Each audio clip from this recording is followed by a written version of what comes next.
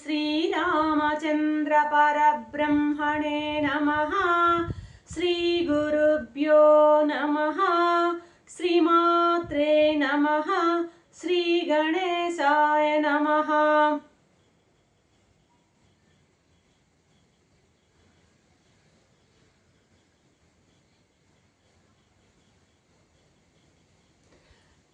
ప్రియాత్మ బంధువులారా, యోగ వాసిష్టం నిర్వాణ ప్రకరణం 619వ భాగం.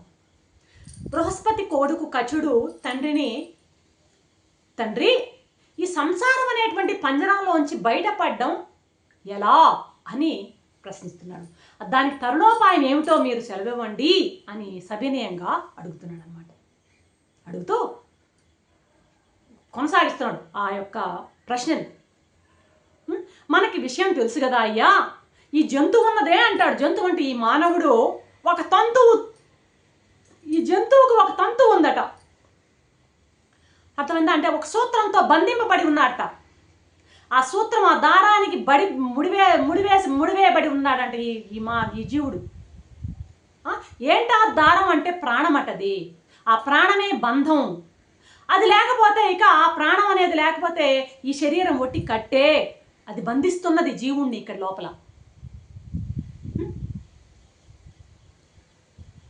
అర్థమైందా? ఈ లోపల ఉన్నటువంటి ఈ జీవుణ్ణి ఈ ప్రాణం లోపల బంధించి పెట్టుంటుంది. ఆ ప్రాణం బయటికి రానేయడం లేదు ఆ జీవుణ్ణి. ఒకవేళ వస్తానంటే నాతో పాటు నువ్వు రా అంటది. అదే మరణంలో ఆ మనస్సు ప్రాణం రెండు బయటికి రావడం, లింగ శరీరం బయటికి రావడం. నాతో పాటు నువ్వు రా అంటుందట ఈ ప్రాణం, ఆ జ్ఞానాన్ని కూడా. అర్థమైందా? అంటే ఇక్కడ ఏంటంటే ప్రాణం అనేది అమ్మవారు, జ్ఞానం అనేది అయ్యవారు. ఇలా ఉంటుంది ఆ యొక్క సూచనాపరమైనటువంటి ఆధ్యాత్మిక సత్యం. జ్ఞానం వచ్చి శివతత్వము, కర్మ వచ్చి శక్తి తత్వము. కర్మ ప్రాణానిది, జ్ఞానం మనస్సుది.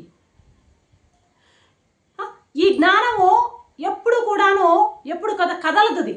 జ్ఞానం కదలదు, కర్మ కదిలిపోతూ ఉంటుంది, ప్రాణం కదులుతూ ఉంటుంది. క్రియాతత్వం ఎప్పుడు చలనశీలంగా ఉంటుంది అన్నమాట. మన జీవితం అంతా ఎంతగానో పరిశీలించినా జ్ఞానము కర్మ, జ్ఞానంతో పాటు కర్మను పోగు చేసుకోవడమే జీవితం అంతా. జ్ఞానము కర్మతో ముడిపడి ఉంటుంది మన జీవితం. తెలుసుకుంటూ ఉండడం, పని చేస్తూ ఉండడం, జ్ఞానము కర్మ. ఇక మూడవది మన జీవితంలో కనపడదు. ఎప్పుడు చూసినా ఆలోచిస్తూ ఉంటాం. ఆలోచించడం ద్వారా, చదువు ద్వారా చూచి జ్ఞానాన్ని మనం అంతా పోగు చేసుకుంటూ ఉంటాం అన్నమాట. అంతా అన్ని అన్నింటినీ కూడా ఒక పోగు చేసుకుంటూ ఉండడం అనేది జీవితంలో మనం చూస్తూ ఉంటాము. ఆలోచన, మాట, ఏదైనా సరే ప్రతిదీ పనే. ఎలాగా దీంట్లోంచి బయటపడడం, ఇది కచుని యొక్క సందేహం. నాకేం బోధపడ్డం లేదు తండ్రి. బతకడం అంటే అర్థం ఏంటి నాకు అర్థం కావడం లేదు. జీవించడం అంటే ఉచ్ఛ్వాస నిశ్వాసాలు తప్ప మరి ఏముందయ్యా ఈ జీవించడంలో?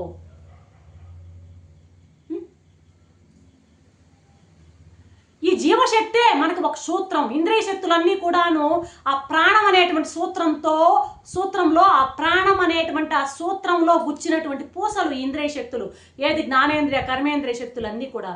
దీనికి పరిష్కారం ఉందా అసలా? మొసళ్లకు నిలయమైనటువంటి అనర్థం అనేటువంటి మొసళ్ళు, ఎట్టాటి మొసళ్ళు అయ్యి అనర్థమైనటువంటి ఆ మొసళ్ళు, అనర్థాలు అనేటువంటి మొసళ్ళతో నిండినటువంటి సంసార సాగరంలో వచ్చి పడిపోయాను. ఎలా పడ్డానో తెలియదు. దీనిలోంచి బయటపడే మార్గం ఏది నాకు చెప్పండి దయచేసి అని ఆ ప్రశ్నని విపులంగా బృహస్పతి ముందు పెట్టాడు కచుడు. దానికి బృహస్పతి అన్నాడు, అయ్యా దానికి పరిష్కారం సర్వత్యాగం అయ్యా. ఒక మాటతో కొట్టేశాడు. సర్వత్యాగమే నువ్వు అడిగిన ప్రశ్నకంతటికి సమాధానం. సర్వాన్ని త్యాగం చేయడమే.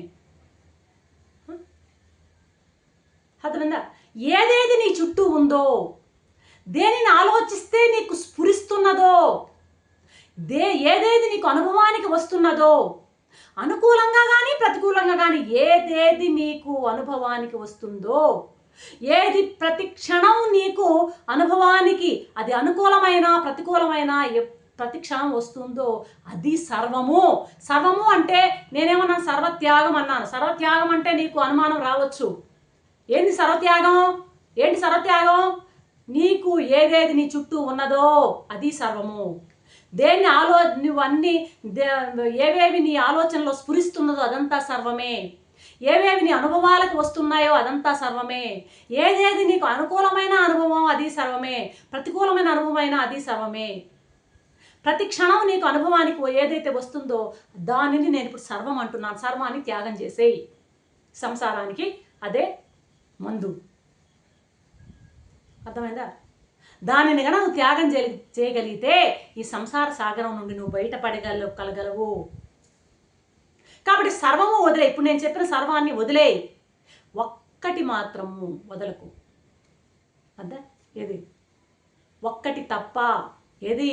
ఆ తత్వ భగవత్ తత్వం తప్ప మిగతా అన్నీ వదిలేయి. అదేనయ్యా నిజమైన వైరాగ్యం.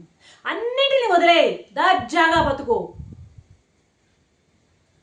నీ ముందు మహాత్ములందరూ మహాపురుషులందరూ చేసింది ఇదే. త్యాగం అంటే అన్నీ వదలడం అన్నది కాదయ్యా. ఇక్కడ మళ్ళీ ఇంకొక ట్విస్టింగ్ చెప్తాడు. త్యాగం అంటే అన్నింటి వదలడం కాదయ్యా. ప్రాప్తించినప్పుడు అనుభవించు, ప్రాప్తించినప్పుడు దానికోసం చూడకూడదు. అది నిజంగా త్యాగం అంటే ఏంటంటే ప్రాప్తస్య ప్రాప్త. దొరికింది ప్రాప్తిస్తే దాన్ని అనుభవించు, ప్రాప్తించకపోతే దాని గురించి ఏమి దానికోసం ఎదురు చూడకు. సిద్ధిస్తే సిద్ధించని, సిద్ధించకపోతే సిద్ధిస్తే అనుకూలం అనుకోబాకు, సిద్ధించకపోతే ప్రతికూలం అనుకోబాకు. రెండింటిని సమంగా బ్యాలెన్స్డ్గా చూసేటువంటి మానసిక స్థితిని నువ్వు ఎప్పుడైతే పెంచుకుంటావో అది నిజమైనటువంటి త్యాగం. అదే సర్వత్యాగం.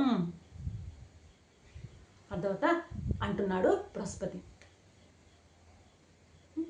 వెంటనే కచుడు అదంతా విని, తండ్రి చాలా గొప్పగా చెప్పారు అని ఆయన తండ్రి చెప్పినట్టు అన్నింటినీ వదిలేసి మొత్తాన్ని త్యాగం చేసి వైరాగ్య భావనతో నిర్జరమైనటువంటి అరణ్యానికి వెళ్ళాడట. వెళ్ళాక ఈ బృహస్పతి అంతా గమనిస్తూ ఉన్నాడు. ఆయన అరణ్యంలో ఒక ఏకాంతంగా బండ మీద కూర్చున్నట్ట. తండ్రి పాపము వెళ్ళిపోయాడని బాధపడలేదు. ఎందుకంటే ఆయన జ్ఞాన తృష్ణలో ఉన్నాడు, అన్వేషణలో ఉన్నాడు. ఆయన మార్గానికి తండ్రి అడ్డు రాలే. సంయోగము వియోగము మొదలైనవన్నీ మహాత్ములకి ఉండవు అని మనం తెలుసుకోవాలన్నమాట. సరే, కచుడు అక్కడికి వెళ్ళాడు, బండ మీద కూర్చున్నాడు. ఆ అరణ్యంలో 3 సంవత్సరాల పాటు అలాగే అక్కడ తపస్సు చేస్తూ ఉన్నాడు. ఆ 3 సంవత్సరాలు 5 సంవత్సరాలు అయింది. ఈ కాలం అంతా కూడాను ఆయన అరణ్యంలో తిరగాడుతూ ఆ జ్ఞాన తృష్ణతో అలాగా ఉన్నాడనమాట. సరే, ఇక ఈ బృహస్పతి ఒక్కసారి ఇంకా కుమారుడి దగ్గరికి ఈ కాలం అంతా అయ్యాక కుమారుడి దగ్గరికి వచ్చి నిలిచి దర్శనమిచ్చాడనమాట. తండ్రి కనపడగానే కచుడు ఆయనకి నమస్కరించాడు. దేవేంద్రుడు సహజ పుత్ర వాత్సల్యంతో అతన్ని ఎత్తి లేవనెత్తి ఆలింగనం చేసుకున్నాడు. క్షేమ సమాచారాలు అడిగాడు. తర్వాత ఎపిసోడ్లో ఏం జరుగుతుందో చూద్దాం. అంతవరకు సెలవు. సర్వం శ్రీరామచంద్ర చరణారవిందార్పణం. ఓం శాంతి శాంతి శాంతి.